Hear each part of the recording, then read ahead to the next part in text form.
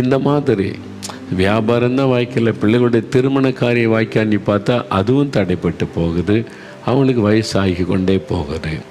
சொந்தமாக ஒரு வீடு கட்டலான்னு பார்த்தா அதுவும் பாதியில் நிற்கிது, வாய்க்க மாட்டேங்குது. ஒரு இடம் வாங்கலான்னு பார்த்தா அட்வான்ஸ் கொடுத்தாச்சு, முடிக்க முடியல, வாய்க்க மாட்டேங்குது. ஏதோ ஒரு காரியத்தில் தடை, ஏதோ ஒரு காரியம் நன்மை நடக்க மாட்டேங்குது. ஒரு கலக்கம், ஒரு வேதனை. இன்றைக்கு ஆண்டவர் சொல்கிறார், என் பிள்ளைகளே, நான் காரியத்தை வாய்க்க பண்ணுகிற தேவன், நான் வாய்க்க பண்ணுவேன் என்று ஆண்டவர் சொல்கிறார். விசுவாசிக்கிறீங்களா? நீங்கள் இதுவரைக்கும் எனக்கு ஒன்று நடக்கலை, வாய்க்கலைன்றீங்களே, அந்த காரியத்தை கர்த்தர் உங்களுக்கு வாய்க்க பண்ண போகிறார். நீங்கள் விசுவாசிக்கிறீங்களா? இந்த வாக்குத்தத்த வசனத்தை விசுவாசிங்க. நீர் காரியத்தை வாய்க்க பண்ணுகிற தேவன், எனக்கு வாய்க்க பண்ணுவீர், நான் விசுவாசிக்கிறேன் அப்படின்னு நீங்கள் சொல்லணும். அது அந்த விசுவாசத்தை நாவினால் அறிக்கையிடணும். அது தேவனை பிரியப்படுத்துகிற, சந்தோஷப்படுத்துகிற ஒரு காரியம். உடனே உங்களுக்கு அற்புதம் நடக்கும் பாருங்கள். அதனால் சோர்ந்து போகாதுங்க. ஆண்டவர் காரியத்தை வாய்க்க பண்ண போகிறார். சரி, இப்போது இதுக்கு நான் என்ன செய்யணும்? கர்த்தர் வாய்க்க பண்ணணும் அப்படின்னு நான் என்ன செய்யணும்? 2 காரியம் அந்த வசனத்தில் ஆண்டவர் சொல்லுகிறார். முதலாவது, உன் வழியை நீ கர்த்தருக்கு ஒப்புவிக்கணும். உன் வழிகளை கர்த்தருக்கு ஒப்புவி.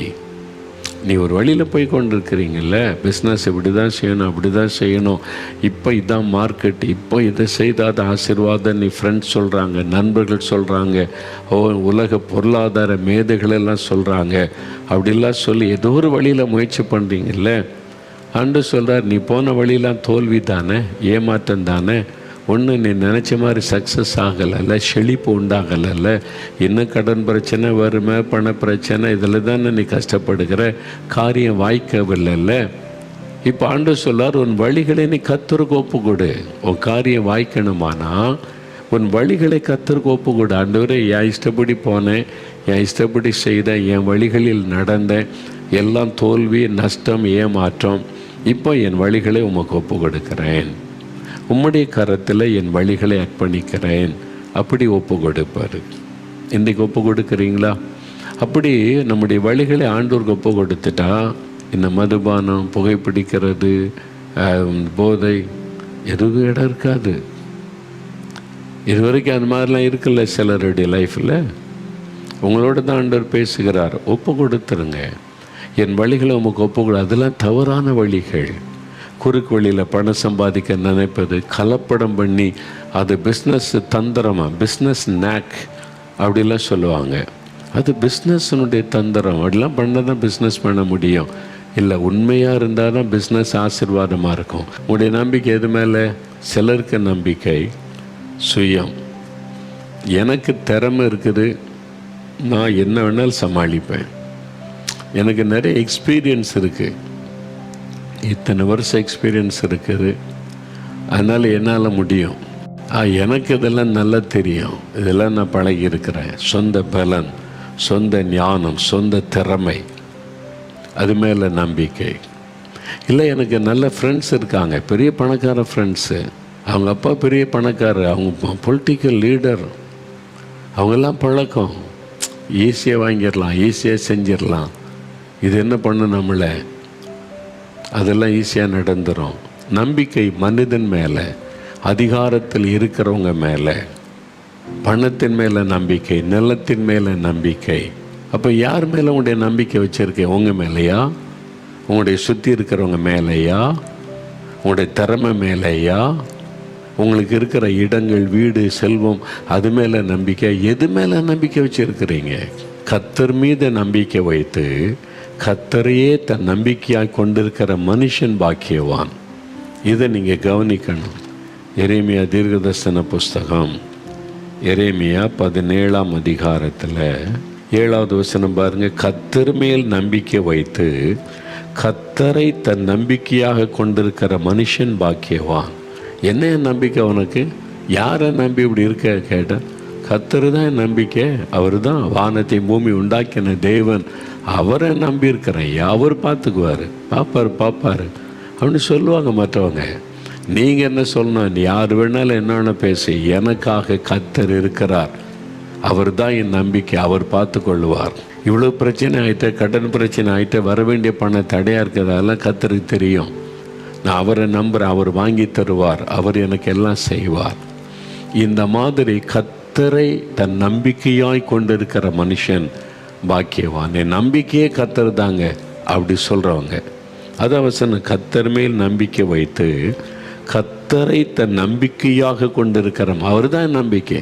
யாரை நம்பின்னு இருக்கிற கர்த்தர், அவர் தான் நம்பிக்கை.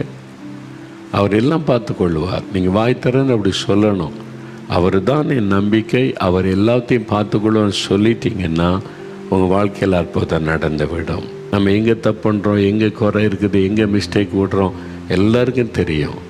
உங்களுடைய எங்கே ஆண்டவருக்கு பிரியமில்லாத வழி இருக்குது தெரியும். அதை ஒப்பு கொடுங்க. இன்றைக்கி ஆண்டவரே எல்லாத்தையும் நான் ஒப்பு கொடுக்குறேன், என் வழிகளை ஒப்பு கொடுக்குறேன்னு சொல்லுங்கள். அப்புறம் நீ தான் என் நம்பிக்கை, இனி எந்த மனுஷனை நம்ப மாட்டேன், எந்த சூழ்நிலையும் நம்ப மாட்டேன், நீங்கள் தான் என் நம்பிக்கை, நீங்கள் தான் எனக்காக மரித்து உயிர்த்தெழுந்த ஆண்டவர், நீங்கள் தான் என் நம்பிக்கைன்னு சொல்லி பாருங்கள். அடுத்து என்ன நடக்கும்னா காரியத்தை கர்த்தர் வாய்க்க பண்ணுவார். நீங்கள் சோதிச்சு பாருங்கள். இந்த 2 காரியத்தை செய்து பாருங்கள், உங்களுக்கு காரியம் வாய்க்கும். உடனே அற்புதம் நடப்பதை நீங்கள் பார்ப்பீங்க. நான் விசுவாசிக்கிறேன். விசுவாசிக்கிறீங்களா? அப்போ ஜெபம் பண்ண போகிறோம். இந்த வசனத்தை வைத்து ஜெபிக்க போகிறோம். எல்லாம் உங்களுக்காக ஜெபிக்கிற நேரம். உங்களுடைய தொழில், உங்களுடைய பிஸ்னஸ், உங்களுடைய குடும்பம், அதற்காக ஜெபிக்கிற ஒரு நேரம். சில தாய்மார்கள், சில சகோதரிமார்கள் உங்களுடைய பிள்ளைகளுக்காக, கணவருக்காக எல்லாம் நீங்கள் ஜெபிக்கிறீங்க. ஆண்டவர் இந்த ஜெபத்தை கவனமாய் கேட்டுக்கொண்டு இருக்கிறார். சிலர் மனசோர்வோட கலக்கத்தோட எல்லாம் முடிஞ்சு போச்சுன்னு அவ்வளோதான் என்கிற நிலைமையில் ஆண்டு சொல்லார், இல்லை முடியலை, புதிய ஆரம்பத்தை தருவேன், பயப்படாத, காரியத்தை நான் சித்திக்க பண்ணுகிறேன், நான் வாய்க்க பண்ணுவேன் என்று கர்த்தர் சொல்கிறார். அதுக்காக ஜெபிக்க போகிறோம். ஜெபம் பண்ணலாமா? அப்படி இருதயத்தில் கை வைங்க. ஆண்டவர் இன்றைக்கு இப்போ என் கூட பேசினார் என்று நீங்கள் உணர்ந்தீங்கன்னா இருதயத்தில் கை வைங்க. இயேசுவே, என்னை ஒப்பு கொடுக்கிறேன், என் வழிகளை உமக்கு ஒப்பு கொடுக்கிறேன். நான் ஆண்டவரை மாம்ச பலம், சுய பலத்தை நம்பி தவறான வழியில் போயிட்டேன், என்னை மன்னிச்சிருங்க. ஒப்பு கொடுத்து ஜெபிங்க. ஜெபிங்க. இருதயத்தில் கை வைத்து ஜெபம் பண்ணுங்க. ஆண்டவரே, நான் தவறு பண்ணிட்டேன், உம்மை விட்டு என் இருதயத்தில் உம்மை விட்டு நான் விலகிட்டேன், நம்பிக்கையை மனிதர் மேலே வச்சுட்டேன், என்னை மன்னிச்சிருங்க. என் சொந்த பலத்தின் மேலே நம்பிக்கை வச்சுட்டேன், அதை எனக்கு மன்னிங்க. நீங்கள் தான் எனக்கு எல்லாமே.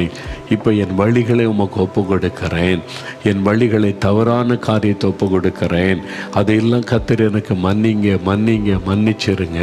உங்களுடைய பாதபடியில் உங்களுடைய சமூகத்தில் என்னை ஒப்பு கொடுக்கிறேன், என் வழிகளை உமக்கு ஒப்பு கொடுக்கிறேன், அர்ப்பணிக்கிறேன், என்னை பொறுப்படுத்திக் கொள்ளுங்க. நான் உங்களை நம்புகிறேன் ஆண்டவரே, உம்மை விசுவாசிக்கிறேன் ஆண்டவரே, நீரே என் நம்பிக்கை, நீர்தான் எனக்கு எல்லாமே. இனி எந்த மனிதன் மீது நம்பிக்கை வைக்க மாட்டேன் ஆண்டவரே, என் சொந்த திறமையின் மேலே நம்பிக்கை வைக்க மாட்டேன் ஆண்டவரே, தயவாக என்னை மன்னிச்சிருங்க. இனி நீங்கள் தான் என் நம்பிக்கை, உங்கள் மேலே தான் என் நம்பிக்கை நான் வைப்பேன் ஆண்டவரே. இனி வேறு எதன் மீது நம்பிக்கை வைக்க மாட்டேன், நீங்கள் தான் என் நம்பிக்கை. எனக்கு இந்த காரியத்தை வாய்க்க பண்ணுங்க ஆண்டவரே. பிஸ்னஸ் காரியத்தை வாய்க்க பண்ணுங்க, இந்த கடை காரியத்தை வாய்க்க பண்ணுங்க, சூப்பர் மார்க்கெட் காரியத்தை வாய்க்க பண்ணுங்க, இந்த இடத்தை வாய்க்க பண்ணுங்க, இந்த கட்டடத்தை வாய்க்க பண்ணுங்க. இயேசுவின் நாமத்தில் வாய்க்கட்டும், தடைகள் விலகட்டும். குடும்பத்தில் ஆண்டவரே காரியத்தை வாய்க்க பண்ணுங்க. திருமண தடைகள் மாறட்டும், கற்பத்தின் ஆசீர்வாத தடைகள் மாறட்டும், அந்த ஆசீர்வாதம் உண்டாகட்டும். இயேசு கிறிஸ்துவின் நாமத்தில் ஆசீர்வாதத்தை ஜெபிக்கிறேன் ஆண்டவரே. கர்த்தர் வாய்க்க பண்ணுங்க ஆண்டவரே. எங்களுடைய தொழில் காரியத்தை வாய்க்க பண்ணுங்க, பிள்ளைகள் காரியத்தை வாய்க்க பண்ணுங்க. ஆசீர்வதிங்க, அற்புதம் செய்தவளை மகிழ பண்ணுங்க. எங்களுடைய ஜெபத்தை கேட்டதற்காய் நன்றி. இப்பொழுது இதில் யாராவது ஆண்டவரை வியாதிப்பட்டு பலவீனப்பட்டு சுகமில்லாமல் ஆண்டவரை கை கால்கள் முடக்கப்பட்டிருந்த அவனுடைய சுகத்துக்காக இன்னொரு முறை நான் ஜெபிக்கிறேன். நசரேயனாகிய இயேசுவின் நாமத்தில் சுகம் உண்டாகட்டும். அந்த பொல்லாத வியாதிகள் விலகட்டும், வியாதி படுக்கைகள் மாறட்டும். காரியத்தை வாய்க்க பண்ணி ஆசீர்வதிக்கிற தேவன் அற்புதம் செய்யும். அவருடைய மன விருப்பங்களை நிறைவேற்றும். எழுப்புதல் எழுப்புதல் திட்டத்தில் அவங்களை பயன்படுத்தும். நீர் ஆசீர்வதித்து விட்டீர், காரியத்தை வாய்க்க பண்ணி விட்டீர். உமக்கு நன்றி.